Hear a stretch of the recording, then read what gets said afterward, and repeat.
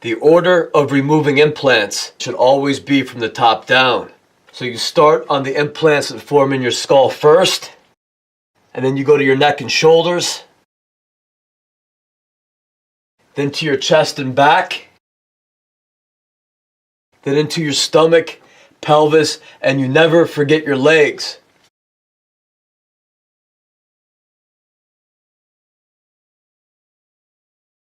Now, when an implant is frozen, you will know it because when you apply pressure to it and attempt to break its hold, it will hold fast no matter what you do. And often if the implant has formed overnight or over the period of the day, the implant may feel a little bit hard at first. But when you apply pressure to it and really work to pull the implant out, you will hear it snap or pop and then release into a stream of plasma that you can remove easily. And that's not going to happen if the implant is frozen. So if an implant is frozen around your skull area and you try to lift it for a little while and you realize that it is frozen, then you want to try your best to clear that area for about 5 or 10 minutes and then you work down from there. So you don't want to stay there until you're blue in the face trying to remove these implants that are frozen because they'll never come out. So in the video series entitled Energy Lifts and Frequency Shifts, I said to start from the bottom and work up, and that was wrong.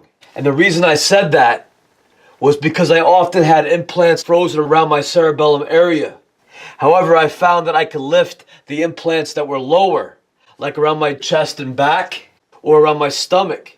And since I did not completely understand about the implants then, I just thought you should lift from the bottom up, because that seemed to relieve some of the pressure I felt on the frozen implants that were around my cerebellum. However, I know now it is always best to start at the top and work your way down. All right, next is implants affecting your ability to inhale. So let's go into a little bit more detail about how agents will use frozen implants to make breathing difficult. And what usually happens is that a series of agents will connect themselves to you, and then they will freeze their implants.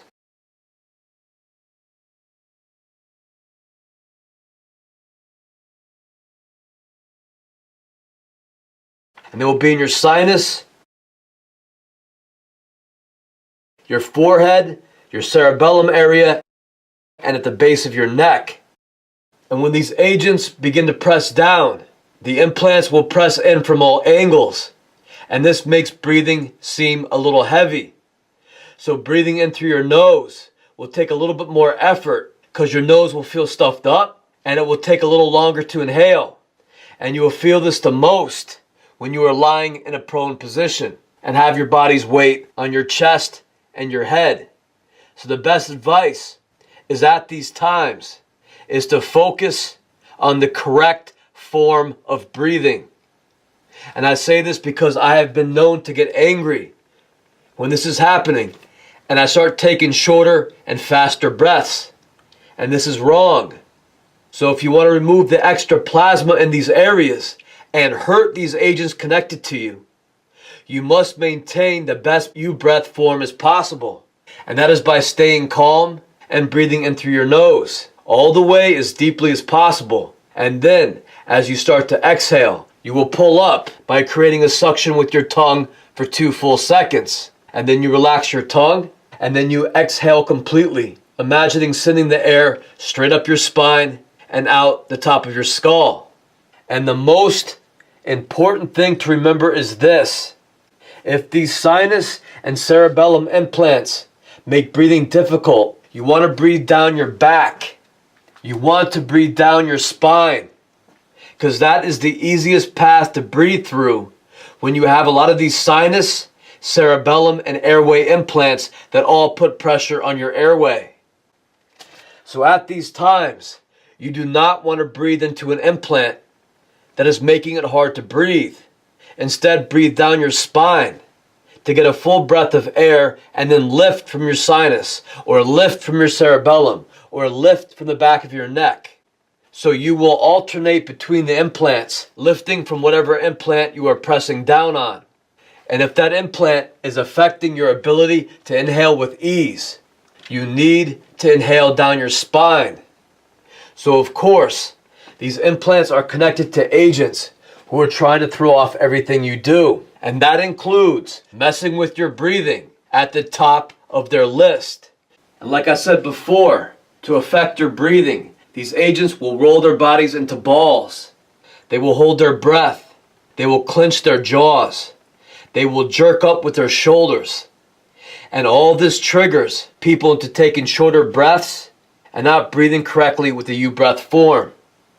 And if people are not conscious of these agents at all, these agents can use these implants to get people to hold their breaths and forget to breathe for a minute straight.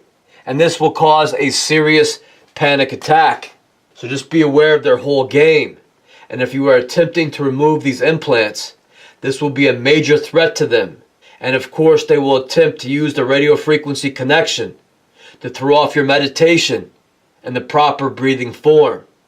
And most often, agents will do this by connecting themselves to you. And then they smash their tongues against the roofs of their mouths while you're trying to pull up. And often this will cause you to do the same thing without knowing it.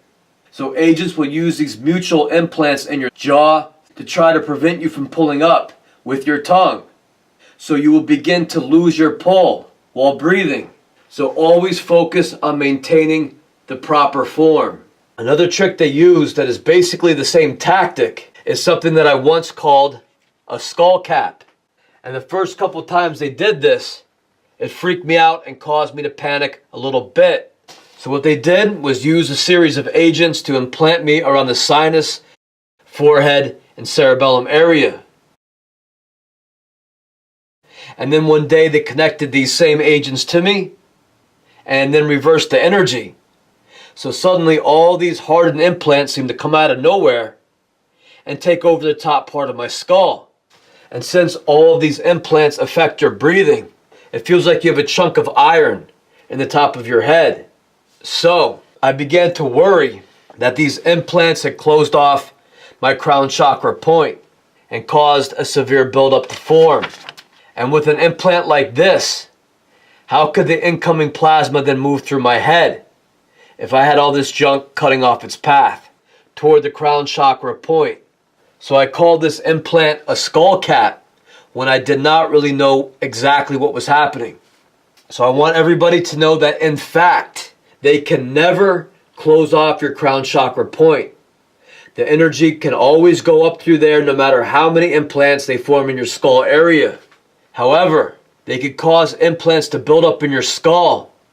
And this adds a lot of pressure and makes it difficult to breathe, as I discussed in part 7 of this report. So actually, a skull cap is when implants form in your sinus, forehead, and your cerebellum. If these sinus and cerebellum implants make breathing difficult, you want to breathe down your back. You want to breathe down your spine, because that is the easiest path to breathe through when you have a lot of these sinus, cerebellum, and airway implants that all put pressure on your airway. You just need to focus on taking deep breaths. And at these times, do not forget to blow your nose. This will add a lot of pressure on your sinus and your forehead and help clear those areas. So you never forget to do this. Then, at the next convenient time, you'll want to get into an elevated or a leaning prone position to apply weight on these implants and work to lift them out. Next, let's talk about some of the tricks the military uses when you actively are removing implants in your body. So one trick is to cause the sensation that an implant is clamping down around your tongue and the back of your throat. And they will do these things to create panic in you that you are doing something wrong. And once again, all the military is doing is connecting an agent to you and then freezing their implant that happens to be in their jaw and cerebellum area.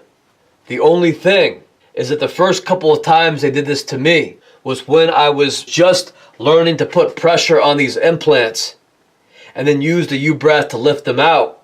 So as I began to lift the buildup around my heart area and the plasma started to go up, suddenly it seemed to freeze around my tongue and jaw area. So what the military wanted to do was to stop me from lifting these implants up by using the proper U-breath form. So they tried to get me to think that if I tried to lift an implant with a U-breath, look at what could happen. It could cause the implant to move up and then grab onto my tongue and jaw area. So everyone should know by now that I did not cause this to happen by using the U-breath. And in fact, an agent developed this implant probably by clamping down on his jaw for 30 years straight and never lifting any plasma that he allowed to build up in his skull until he had something like a horse's bridle implant in his head. So, if you are actively removing implants, they may hook horsehead up to you to try to get you to stop. But understand that this is all a trick they use to prevent you from lifting these implants using the proper form. And another trick they used on me was to attempt to convince me that they had blocked off my chakra system around my shoulder level. And because they did that, it seemed that plasma began to build up in my back rather quickly. Yet again, they can never close off your chakra system. And basically they point the energy rays at each other while also connected to me. So an agent with an implant in his right shoulder was pointing an energy ray at an agent with an implant in his left shoulder. And they did this a few times back and forth.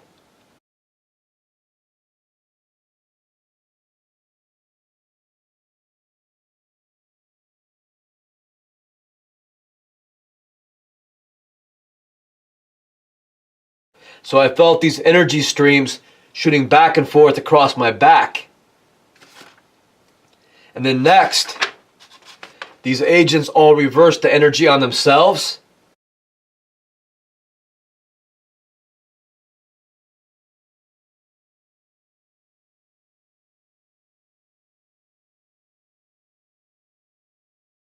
And then I felt all these implants freeze and begin to form all throughout my back.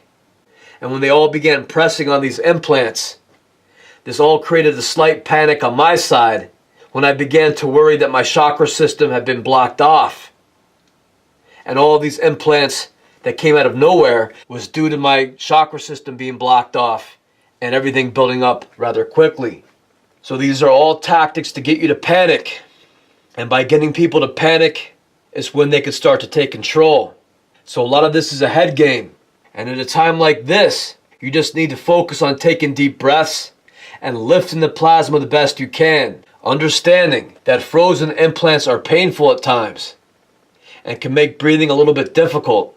But these days, I go through most of my life with these things. So this is why I say to meditate every day, 5 hours in the morning when you first get up, so you will eliminate all the buildups of plasma in yourself. And then these implants will rarely get hot or cause extreme pain. When they connect many agents to you with back and shoulder implants and then reverse the energy onto themselves, it will feel very uncomfortable at times, like your back contains a sheet of metal. But the whole point for them is to get you to panic and then for you to take shorter and quicker breaths. So you want to stay relaxed no matter what they do and breathe deep. So during meditation, you want to press down on these implants and lift from the different areas. You want to change positions and shift your weight so that you can also press down on whatever implant that they are pressing down on. And then just pull the plasma out. And if a great deal of plasma does not come out, it's just an agent with an implant in him pressing down on the implant to mess with you. But besides the discomfort, it's not going to do much else besides annoy you. As long as you remember to take full breaths of air and lift with the U-breath form.